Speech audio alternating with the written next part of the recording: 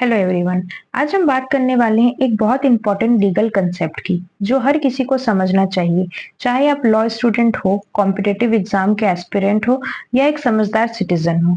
हम समझेंगे बेलेबल और नॉन बेलेबल ऑफेंस और कॉग्निजेबल और नॉन कॉग्निजेबल ऑफेंस। ये क्लासिफिकेशन सिर्फ लॉ की किताबों का पार्ट नहीं है, ये हर अरेस्ट, बेल और इन्वेस्टिगेशन में डेली यूज होता है। तो चलिए शुरू करते हैं।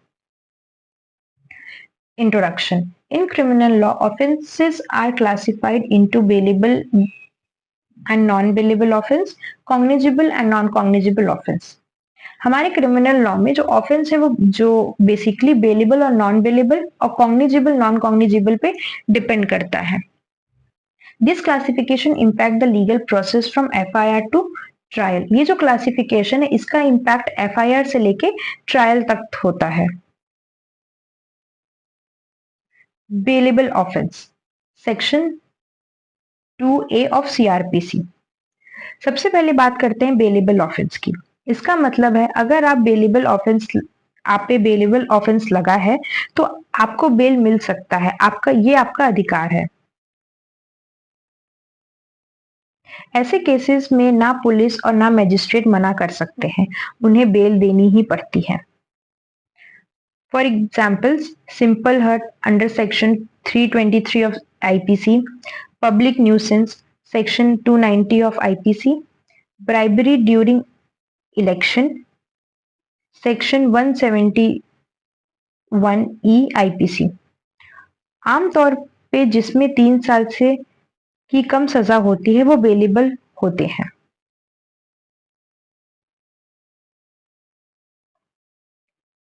Non bailable offence. अब बात करते हैं नॉन बेलेबल ऑफेंस की। यहाँ बेल लेना आपका राइट नहीं है, यहाँ कोर्ट के डिस्क्रिप्शन होती है कि आपको बेल मिल सकती है या नहीं। ऐसे ऑफेंसेस सीरियस और हीनियस होते हैं, जैसे murder section 302 IPC, rape section 376 IPC, dowry death section 304B IPC. Court bell तभी देता है जब आप एविडेंस टेम्पर ना करो, आप विक्टिम को थ्रेट ना दो, आप भाग जाने का रिस्क ना हो, ऑफेंस बहुत ज्यादा ग्रेव ना हो। Bailable versus non bailable comparison. चलिए एक क्विक रिवीजन के थ्रू समझते हैं बेलेबल और नॉन बेलेबल के बीच का फर्क। बेल का हक बेलेबल ऑफेंस में होता है और नॉन बेलेबल ऑफेंस में नहीं होता है। सिवियरिटी, जो बेलेबल ऑफेंस है वो कम सीरियस होते हैं और जो नॉन बेलेबल ऑफेंस है वो बहुत ही ज्यादा सीरियस होते हैं या हीनियस क्राइम होते हैं। बेल कौन देता है? बेलेबल ऑफेंस में बेल पुलिस या मजिस्ट्रेट देती है और नॉन बेलेबल ऑफेंस में सिर्फ मजिस्ट्रेट देती है। फॉर एग्जाम्पल, बेलेबल ऑफेंस के एग्जाम्पल है हर्ट, न्यूसेंस, और नॉन बेलेबल के एग्जाम्पल्स है मर्डर या रेप। सिंपल कहानी में बेलेबल ऑफेंस में बेल मिलती है, नॉन बेलेबल ऑफेंस में बेल मांगी जाती है। Cognizable offence section 2C CrPC. अब बात करते हैं दूसरी कैटेगरी पर, कॉग्निजेबल ऑफेंस। वो ऑफेंस होते हैं जहां पुलिस बिना वारंट के अरेस्ट कर सकती है और इन्वेस्टिगेशन भी बिना मजिस्ट्रेट की अप्रूवल के स्टार्ट हो सकता है। सीरियस और डेंजरस क्राइम जैसे कि मर्डर, रेप, किडनैपिंग, इन केसेस में पुलिस को इमरजेंसी एक्शन लेना होता है, इसलिए पावर ज्यादा होती है।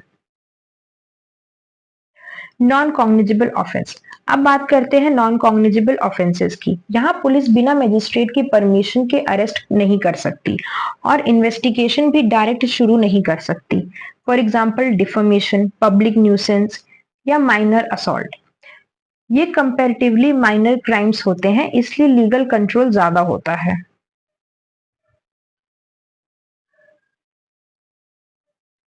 एक बार फिर टेबल के थ्रू फर्क समझते हैं। अरेस्ट, कॉग्निजेबल बिना वारंट के अरेस्ट कर सकते हैं और नॉन कॉग्निजेबल ऑफेंस में मजिस्ट्रेट की परमिशन की जरूरत होती है।